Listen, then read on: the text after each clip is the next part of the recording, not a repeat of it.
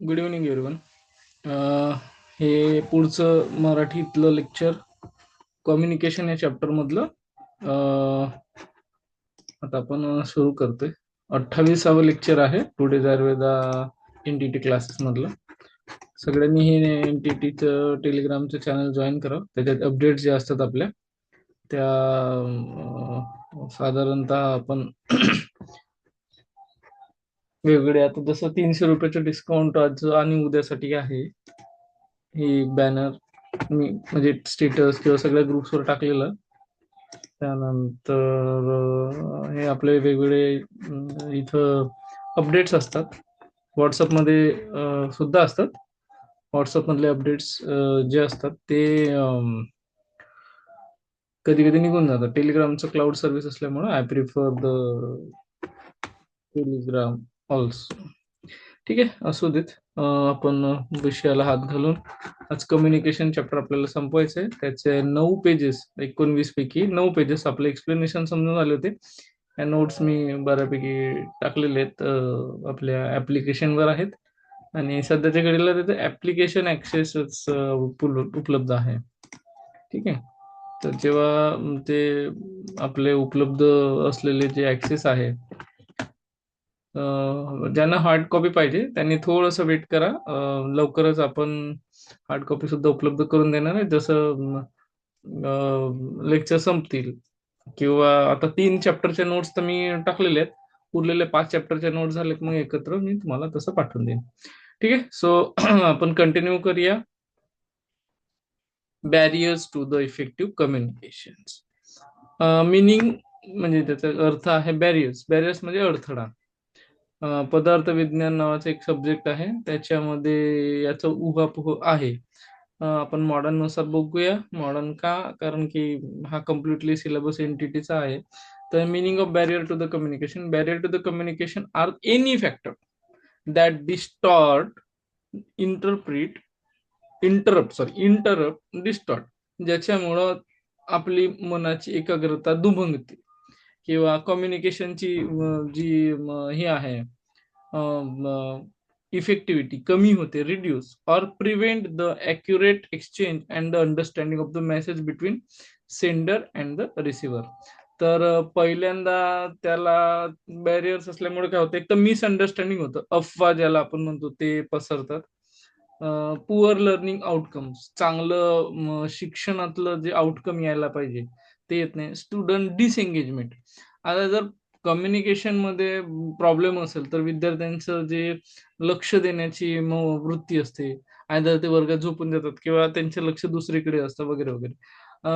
Classroom conflicts हे सुद्धा आपल्याला बघायला मिळतात. थोडेसे तंटा किंवा भांडणं वर्गामध्ये होतात.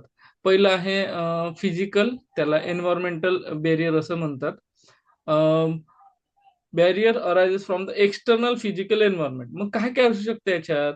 तर which of the following is not, असा प्रश्न विचारणार. त्यामध्ये नॉईज, ट्रॅफिक, क्राऊड, इक्विपमेंट्स, वेगवेगळे इक्विपमेंट्स आहेत त्याचं.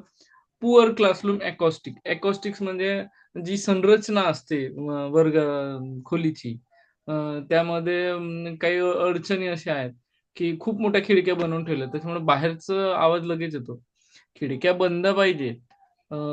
खिडक्यांचे जे काच आहे ते व्यवस्थित पाहिजे. खिडकीची काच फुटली आहे बाहेर, कॉलेज जर जवळ काही रहदारीचे ठिकाण असेल तर तिथं पण त्याचा आवाज सुद्धा येतो. Inadequate sitting arrangement.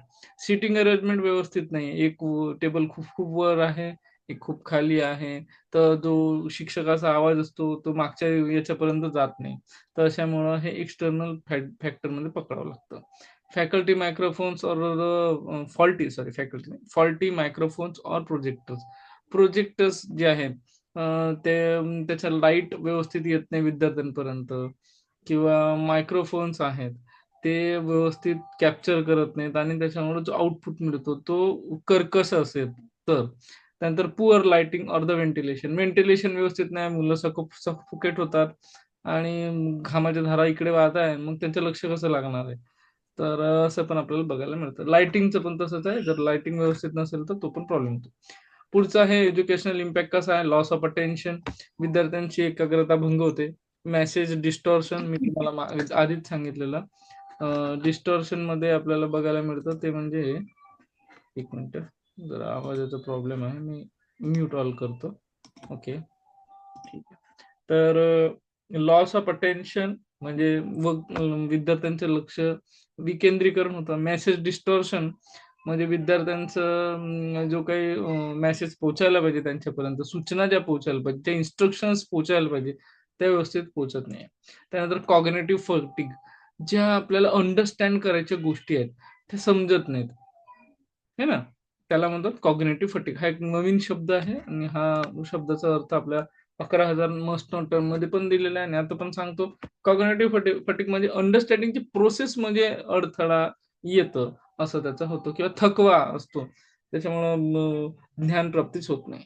त्यानंतर फिजिओलॉजिकल बॅरियर्समध्ये meaning barrier caused by physical condition of the sender or the receiver. त्यामध्ये हिअरिंग इम्पेअरमेंट आपल्याला बघायला मिळतं. स्पीच डिस्टॉर्टेड बघायला मिळते.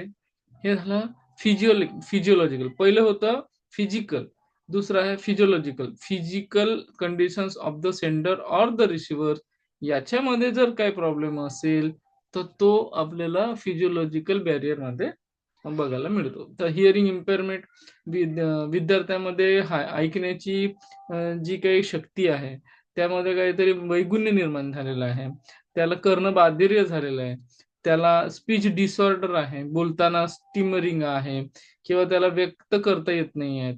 ते टीचरचे असू शकतात, विद्यार्थ्याचे असू शकतात. पुअर आयसाईट, चष्म्याचा नंबर फार वाढलेला, त्याच्यामुळे वर्गातल्या फळ्यावर काय लिहिलेलं ते दिसत नाही. त्यानंतर इलनेस ऑर द फटिग, फार थकवा आलेला आहे आणि तुम्ही त्याला विद्यार्थ्याला शिकवताय, तर अशा कंडिशन मध्ये सुद्धा त्याला ज्ञानाची प्राप्ती त्याला